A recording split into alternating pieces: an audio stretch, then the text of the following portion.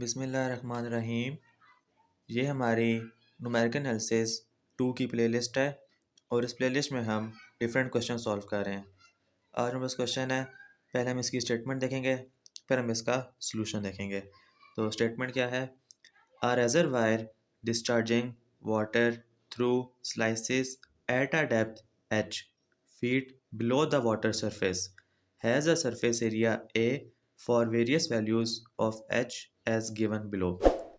हम यहाँ पे देखें टेबल गिवन है और आगे फर्दर वो कह रहा है if t denotes time in minutes the rate of fall of the surfaces is given by dh by dt equal to -48 under root h over a।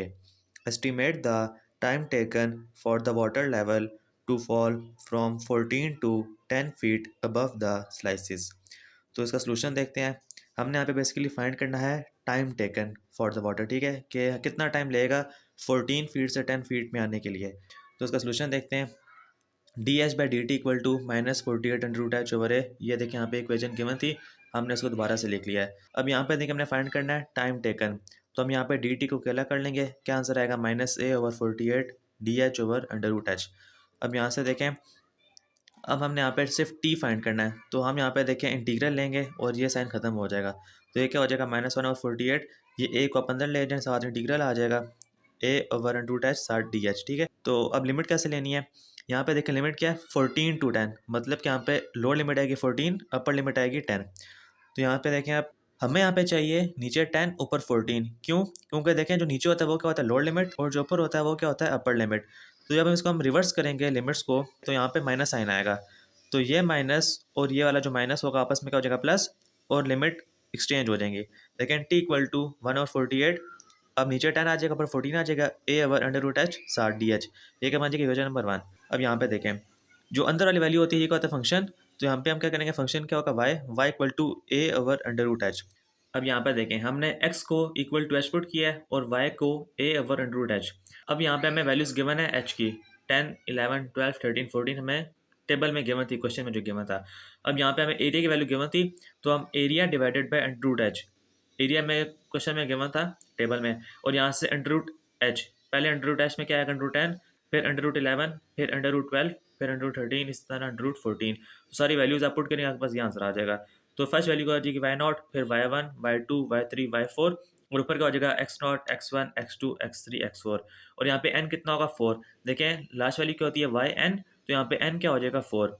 अब अप्लाइंग सिम्पसन्स 1/3 रूल, वही have, हमने 1/3 rule क्यों लगाया है? क्योंकि यहाँ पे देखें n क्या है? 4, 4 क्या होता है? इवन, तो n इवन है तो हम क्या लगाएंगे? Simpson 1/3 rule. और अगर n ऑड हो और मल्टीपल ऑफ 3 हो तो हम क्या लगाते हैं? Simpson 3/8 rule. तो ये आपको पहले बता चुका हूँ, ये ऊपर आई बटन वीडियो आ रही होगी, आप यहाँ पे जाके देख सकते हैं, मैंने डिटेल में बताया हुआ सारा। तो अब इसका हम आगे सोल्यूशन देखते हैं। 1/3 रूल को हम आगे फर्दर एक्सपैंड करेंगे। देखें लोअर लिमिट क्या है? 10, अपर लिमिट क्या है? 14। यहाँ पे फंक्शन आ जाएगा y क्या है? a/√h और साथ d h equal to h/3 y0 plus yn। यहाँ पे yn कितना है? y4 प्लस 4, और वाली वैल्यूज़ क्या आ जाएंगी? y1 प्लस y3, और इवन वाली वैल्यूज़ क्या है? y2, ठीक है। y4 क्यों नहीं लिखा? क्योंकि यहाँ y4 देखें यहाँ पे पहले यूज़ हो चुका है, तो हम यहाँ पे y4 दोबारा नहीं लिखेंगे। अब इसको आप वैल्यूज़ पुट करें यहाँ पे सारी, y0 की वैल्यू यहाँ पे देखें, मैंने सारी वैल्यूज़ यहाँ पे आप देख लें, y0, y1, y2, y3, y4 सारी वैल्यूज़ पुट करें आप यहाँ से देख के, ठीक है। पॉज भी कर लें आप, बेशक वैल्यूज़ आप सारी पुट करें, सारा प्लस माइनस करें, आपके पास क्या आंसर आ जाएगा? 1396.7682। ये हमारे पास क्या है? इसकी वैल्यू आई है, ठीक है, जो हमने लिमिट वाली जो फंक्शन की वैल्यू थी, ठीक है, ये फंक्शन की वैल्यू आई है, और हमने यहाँ पे इक्वेशन 1 में वैल्यू पुट करनी है। देखिए कैसे पुट करनी है, ये देखें हमारे पास इक्वेशन 1 क्या थी? ये 1/48, और हमने इसकी वैल्यू फाइंड की है, तो हम इसकी वैल्यू पुट करेंगे इक्वेशन 1 में। तो यहाँ पे क्या हो जाएगा? 1/48, और हमने जो ये फाइंड किया है, यहाँ पे देखें 1/48, और हमने जो फाइंड किया है ये वाली वैल्यू, हम सारे इसको लिखेंगे और 48 से डिवाइड करेंगे। हमारे पास क्या आंसर आ जाएगा? Time equal to 29.099 minutes. तो ये हमारे पास क्वेश्चन था, हमने टाइम फाइंड किया है, हमें हाइट, एरिया, और हमें एक इक्वेशन गिवन थी जिसका हमने यूज़ करके हमने टाइम निकाला है। तो ये हमारे पास क्वेश्चन था, हमने सॉल्व कर लिया, और अब हम मिलेंगे नेक्स्ट क्वेश्चन में।